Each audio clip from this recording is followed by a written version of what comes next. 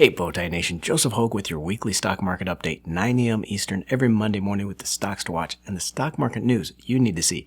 And folks, I've been vocal about the bull market and buying any dips in stocks, outlining a few weeks ago the massive wave of cash coming when the Fed does start cutting rates. And now, it looks like the Fed might get started on a process of secret cutting as early as next month, just months before the election. I'm going to detail that stealth plan to bring down interest rates, along with the stocks to watch this week and updates to EV stocks. Back to our main topic though, and stocks have been laser focused on interest rate cuts for the next leg higher. The Fed's fastest rate hikes in 40 years started March 2021, driving stocks down, crashing 21% by October, just 7 months later. With the rate hike stopping in July of last year, the market is up 26% since. I showed you earlier in the month the wave of money coming for the market when the rate cuts do start. The $12 trillion in home equity built up since the pandemic, the $3 trillion in checking accounts, and the $1 trillion plus in money market accounts, all with that interest rate catalyst that will send this money into stocks. And this is all basic economics. The Fed closely guides short-term rates by setting the target rate for the Fed funds rate. That's the rate at which banks lend each other overnight. The Fed raises its rate to slow down the economy and hopefully slow down inflation. That increase from near zero interest rates to 5.25% was to head off inflation, already up 2.6% when the Fed started its hikes and reaching 9% within a year. The 3% mortgage that helped home values double is now 8%, and the easy money borrowing for companies and consumers has evaporated, bringing the rate of inflation back down to 3.3%, but also threatening the economy. We're going to see the monthly jobs report this Friday, but the trend has not been good. Through 2022, the U.S. added nearly 400,000 jobs a month to the economy. That average has fallen to just 244,000 this year, and last April saw just 165,000 jobs created. Consumer spending, measured through retail trade, averaged 7.5% annual growth just a couple of years ago. This year and last, though, it's bounced off that no-growth line several times. Now investors are hoping that the Fed comes to the rescue, lowering interest rates and reversing that damage it's done to the economy. A cut in its Fed funds rates would flow through to mortgages, consumers, and business borrowing costs, helping to recharge the economy and the stock market. But investors have constantly been disappointed as persistently high inflation convinces the Fed to put off those rate cuts. In a screenshot of the CME FedWatch rate tool I took last November, you can see the market had priced in 75% odds that the Fed would have cut interest rates at least 0.25% by this month, and more than a 30% chance that the Fed had cut 0.5% or more. Instead, the central bank held rates at the highest in decades when it met this month, and a new look at the FedWatch tool shows investors aren't expecting a cut in July either. 90% odds that the Fed keeps these rates higher for longer. But the Fed does have more than one way to bring down interest rates, juice the economy and the stock market. Besides cutting interest rates, it can also buy mortgage and treasury bonds, forcing trillions of dollars into the economy like it did post-pandemic.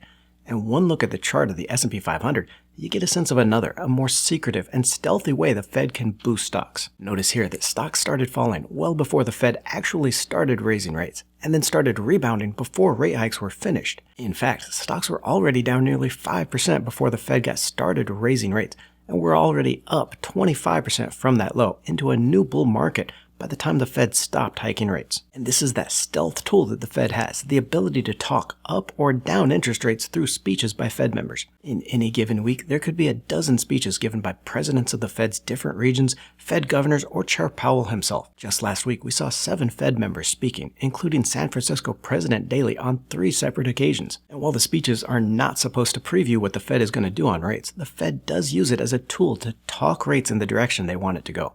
Members have already talked the 10-year Treasury rate down from this year's high of 4.7% to just 4.3% last week. Fed Governor Cook has said that we're on track for rate cuts this year, calling out significant progress on inflation that at some point will justify lower interest rates.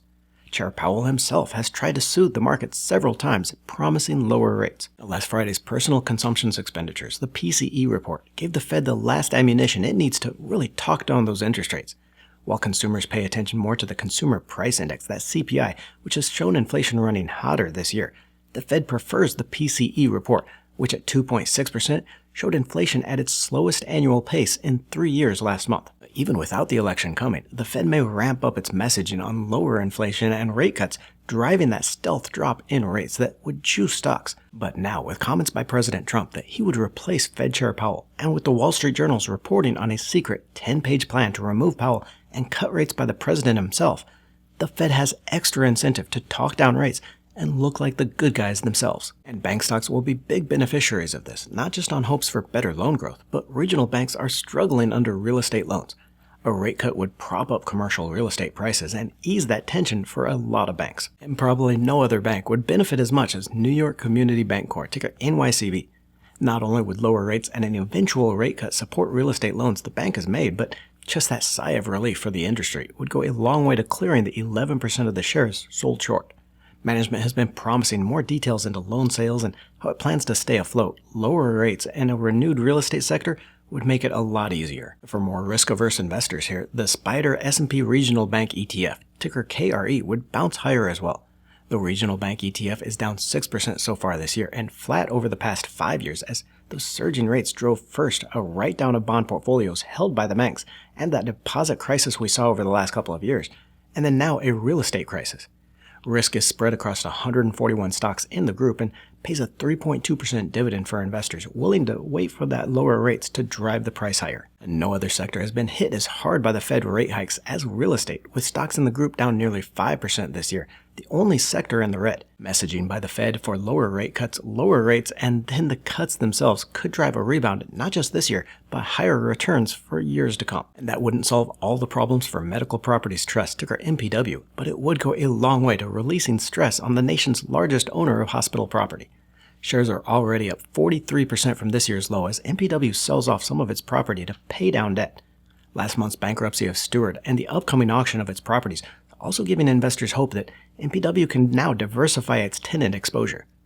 Friday's news that Optum has called off its purchase of Steward's Massachusetts Physicians Group really hit MPW hard, but that shouldn't stop the auction from getting hospital operators in the properties that can now pay the rent to MPW. Arbor Realty Trust, ticker ABR, would also be a major beneficiary of these lower rates. I highlighted this one in Friday's video as the most heavily shorted real estate investment trust. Arbor is a mortgage REIT, which means it buys mortgages as investments rather than holding that physical property as most REITs do. Higher rates have hit the apartment values as well as killed the mortgage market, and anything pointing to lower interest rates could have the shorts running to the exit and a short squeeze for this stock. And while tech stocks have generally held up well against the higher rates, the growth stocks that were once pandemic darlings could see a bounce on those lower rates. Here I'm thinking stocks in electric vehicles, solar, and penny stocks with high growth but still shaky finances. One example, Enphase Energy, ticker ENPH, is down to a third of its post-pandemic high and down 25% this year. The residential solar energy provider would get a breather on lower interest rates along with strict tariffs on Chinese solar competition that could be coming out in 2025. Now on to the stocks I'm watching this week. Rivian Automotive, ticker RIVN, jumped 10% last week after Volkswagen Group agreed to invest up to $5 billion in the electric truck maker. The companies announced a joint venture to create a new software platforms to be used in their EVs. Volkswagen will invest $1 billion initially, with up to $4 billion on milestone achievements. Now, that investment in Rivian is huge considering the automaker is expected to book just $4.7 billion in sales this year. It can't recognize that whole $5 billion investment all as sales or just yet, but it does de-risk the shares and satisfy capital needs through the launch of the company's R2 model in 2026. Rivian has since updated investors, affirming this year's production goal of 57,000 vehicles and its goal of a gross profit per vehicle by the fourth quarter of this year. Management has also said it's able to lower material costs by 45% for the upcoming R2 to really drive that profitability higher. While the stock gave back some of those Volkswagen bump Friday, this is still an EV maker increasing production, lowering costs, and that could challenge Tesla in that market share for trucks.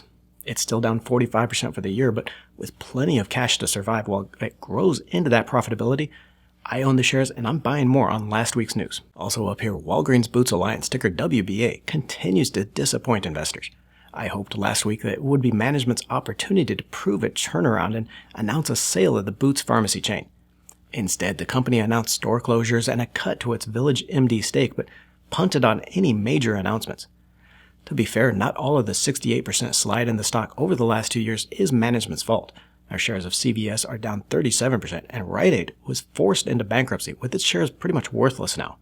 It's an industry-wide problem, but WBA needs to make those tough decisions to survive, which means cashing out that Boots Pharmacy and paying down its debt.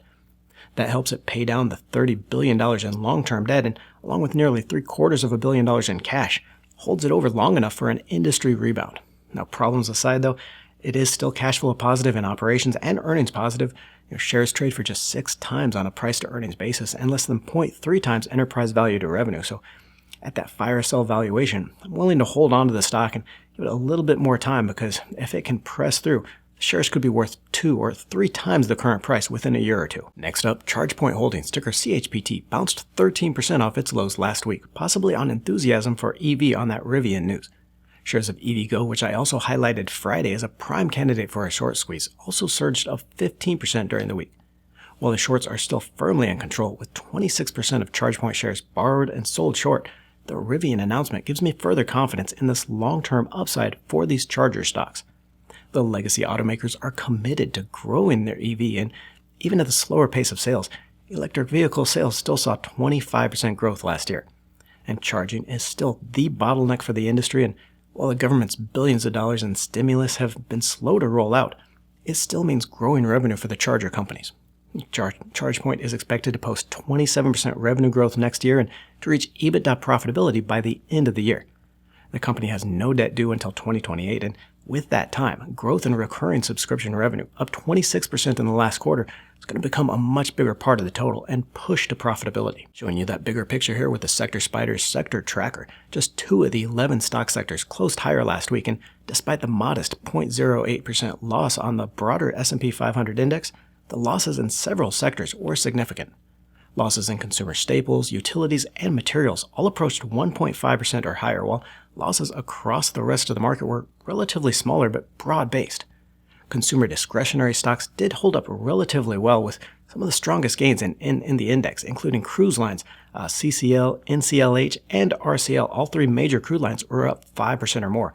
Automakers, with Tesla and Ford, both up 6% or more, and gaming stocks with MGM and Caesars also up significantly for the week. Looking at a longer trend here with shares of Nvidia down over the last 2 weeks, investors are starting to ask if those giant tech stocks and really the entire market isn't ready for a pullback. The largest 6 U.S. companies, Nvidia, Apple, Meta, Alphabet, Amazon, and Microsoft, account for nearly 30% of the weighting in the S&P 500 market index, and were the lion's shares of last year's 25% return.